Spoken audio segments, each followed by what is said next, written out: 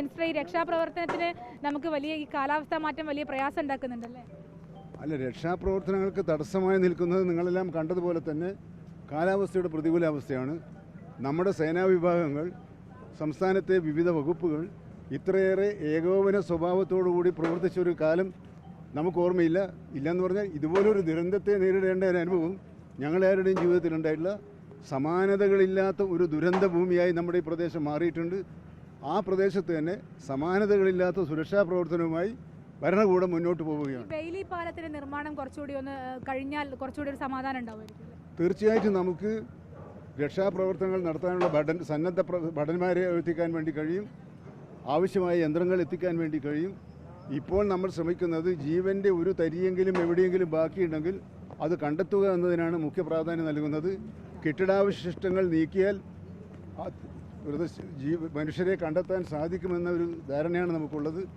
അതിന് ആദ്യം മുൻഗണന നൽകുകയും ആശുപത്രിയിൽ എത്തിക്കേണ്ടവർ ആശുപത്രിയിൽ എത്തി ചികിത്സിക്കുകയും ചെയ്യുന്ന ഭാഗം വളരെ ഭംഗിയായി ഇവിടെ നടക്കുന്നുണ്ട്. മുഖ്യമന്ത്രി എത്തുന്നതുമായി ബന്ധപ്പെട്ടുള്ള ഒരു ക്രമീകരണങ്ങൾ എങ്ങനെയൊക്കെയാണ്? മുഖ്യമന്ത്രി 10:30 മണിക്ക് മന്ത്രിമാരുമായും ഉന്നത ഉദ്യോഗസ്ഥന്മാരുമായി ചർച്ച ചെയ്യും. 11:30 മണിക്ക് സർവകക്ഷി യോഗമാണ്. മറ്റ് തടസ്സങ്ങളൊന്നും ഇല്ലെങ്കിൽ ചിലപ്പോൾ മുഖ്യമന്ത്രി ഇവിടെ സന്ദർശിക്കാനും ഇടയുണ്ടെന്നാണ് അദ്ദേഹം സൂചിപ്പിച്ചുള്ളത്. പക്ഷേ അത് പോലീസിൻ്റെയും കാലാവസ്ഥയുടെയും കയ്യിലാണ്, നമ്മുടെ ആരുടെയും കയ്യിലല്ല. കാരണം ഈ സെറ്റ് കാറ്റഗറിയിൽപ്പെട്ട ഒരു ആളെന്നുള്ള നിലയിൽ അവരുടെ നിർദ്ദേശം ലംഘിച്ചുകൊണ്ട് നമുക്ക് പ്രവർത്തിക്കാൻ സാധിക്കും. സർ, ഇപ്പോൾ ഒരു പ്രധാന പ്രശ്നമായിട്ടുള്ളത് ഈ ഇതര സംസ്ഥാനക്കാരായ ആളുകൾ, അവർ എത്ര പേരുണ്ടായിരുന്നു? മറ്റ് സ്റ്റേറ്റുകളിൽ നിന്ന് വന്ന അസമുണ്ട്, മധ്യപ്രദേശുണ്ട്, ഒഡീഷയുണ്ട്, ബംഗാളുണ്ട്. അവിടങ്ങളിൽ നിന്ന് വന്ന ആളുകളിൽ പലരെയുമാണ് ഇപ്പോൾ കാണാതായിട്ടുള്ളവരുടെ. അപ്പോൾ കൃത്യമായ ഒരു പട്ടികയും നമുക്ക് കയ്യിലില്ല. അതെങ്ങനെ സംഘടിപ്പിക്കാൻ പറ്റും? മലയാളികളുടെ നമുക്കിപ്പോൾ റേഷൻ കാർഡൊക്കെ വെച്ചിട്ട് കണ്ടെത്തിയെടുക്കാം. പക്ഷേ ഇതര സംസ്ഥാനക്കാരെ എങ്ങനെയായിരിക്കും നമ്മൾ കണ്ടെത്തുക? അല്ല, അതൊരു വെല്ലുവിളിയാണ്. കാരണം ഒന്നാമത്തെ പ്രശ്നം, ഇവിടെ കൃത്യമായ ഒരു കണക്കില്ല എത്ര പേര് ഇവിടെയുണ്ട്. അപ്പോൾ നമുക്ക് ചെയ്യാൻ കഴിയുന്നത് തോട്ടം ഉടമകളുമായി സംസാരിച്ച് അവരുടെ തോട്ടങ്ങളിലെ മസ്റ്ററിങ്, തൊഴിലാളികൾക്കൊരു മസ്റ്ററിങ് സിസ്റ്റമുണ്ട്. ആ സിസ്റ്റം പരിശോധിച്ചാൽ ഏറെക്കുറെ കണക്കുകൾ ലഭ്യമാകും. അവരുമായി സംസാരിച്ചാൽ ബാക്കി എത്ര പേരുണ്ടെന്ന് മനസ്സിലാക്കാൻ കഴിയും.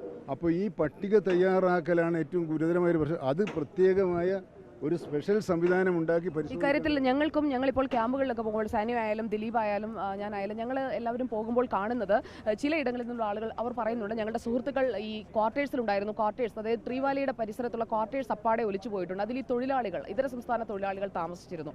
ബാക്കിയുള്ളവരുടെ പേര് വിവരങ്ങൾ നമുക്ക് ലഭ്യമായിട്ടില്ല. അല്ല, അത് താങ്കൾ പറഞ്ഞതുപോലെ ഇവരിൽ നിന്നെല്ലാം വിവരം ശേഖരിക്കേണ്ടതുണ്ട്. എൻ്റെ തൊട്ട വീട്ടിൽ എത്ര പേരുണ്ടായിരുന്നു, എൻ്റെ വീട്. അപ്പോൾ ഇപ്പോൾ അവരൊന്നും ആ മാനസികാവസ്ഥയിലല്ല. അവർക്ക് നമ്മളോട് കാര്യങ്ങൾ വസ്തുനിഷ്ഠമായി വിശദീകരിക്കാൻ പറ്റിയൊരു മാനസികാവസ്ഥയിലല്ല. അപ്പോൾ അവരെ കുറ്റപ്പെടുത്തി കൊടുക്കാൻ അവരുടെ എത്ര ദിവസം എടുത്താലും നമ്മൾ ഈ മണ്ണിനടിയിലായി പോയ മനുഷ്യരെ മുഴുവൻ കണ്ടെത്തുന്നവരെ ദൗത്യം, അവസാനത്തെ വ്യക്തിയെ കണ്ടെത്തുന്നവരെയുള്ള ദൗത്യം തുടരാനാണ് ഇപ്പോൾ തീരുമാനിച്ചത്. അതിലൊരു ആശങ്കയും ആവശ്യമില്ല, ഒരു തെറ്റിദ്ധാരണ ആവശ്യമില്ല.